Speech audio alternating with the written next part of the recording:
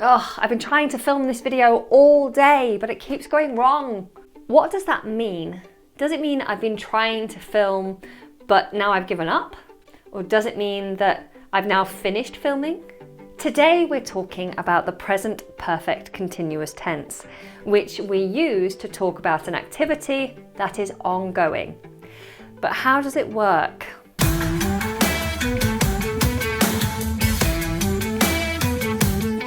The present perfect continuous tense is created using 4 words in the correct order at the beginning of a sentence. I have been playing the piano all morning.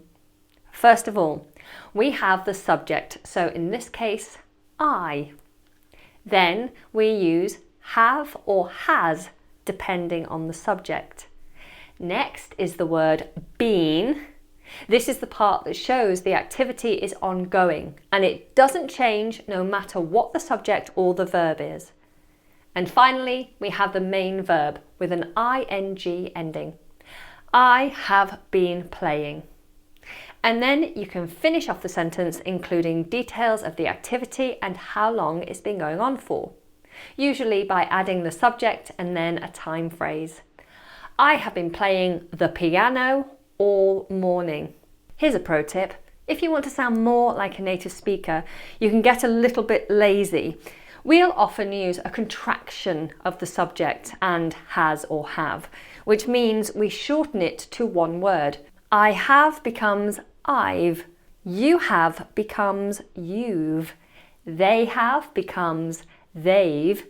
He has becomes he's, and she has becomes she's. Oh, Anna has becomes Anna's. Anna's been teaching English all morning. Now let's talk about those time phrases. What's the difference between the word for and the word since? This is a very common mistake with non-native English speakers, so let's go through this carefully.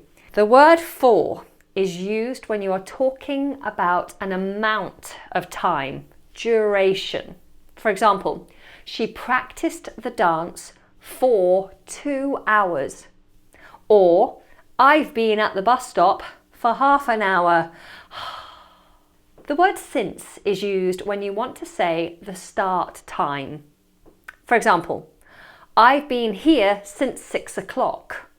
Or, I've lived in this house since 2011. If you want to be less specific, you could say for a while. I've been thinking about it for a while. This usually means quite a long time, but it's not a specific amount of time. If you want to say you've not been doing something for a long time, but without being too specific, you could say for a little while. Anna, I'm sorry I'm late. Have you been waiting long? Only a little while. Another time phrase you can use is all, and then a longer time period. For example, I've been here all week, or I've been trying to call you all month. Again, this comes from native speakers being lazy. It actually means for all of the. So rather than saying, I've been trying to find you for all of the day, a native speaker would simply say, I've been trying to find you all day. So now I'm going to say 5 sentences leaving a space for the word for or since. I'll pause for a few seconds between each one to let you think about your answer. Okay, are we ready? Number 1. I've been playing tennis last year. And the answer is since. I've been playing tennis since last year. Number 2. He's been talking about it weeks. And the answer is for. He's been talking about it for weeks. Next question. Number 3. They've been driving hours. The answer is for. They've been driving for hours. Question 4. I've been dancing. I was 6 years old.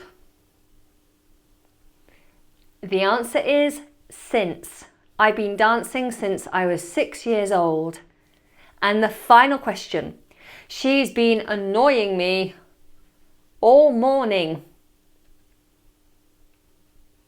I'm sorry, that was a trick question. We don't use for or since when we say all morning. So the full sentence is, she's been annoying me all morning. What was your score out of 5? Let me know in the comments section below.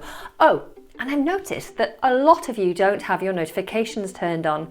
So if I do a live lesson, how will you know about it? Guys, turn on your notifications and don't forget my regular lessons come out on Mondays and Fridays, so be sure to catch up. Until next time, you could watch one of these lessons. See you soon.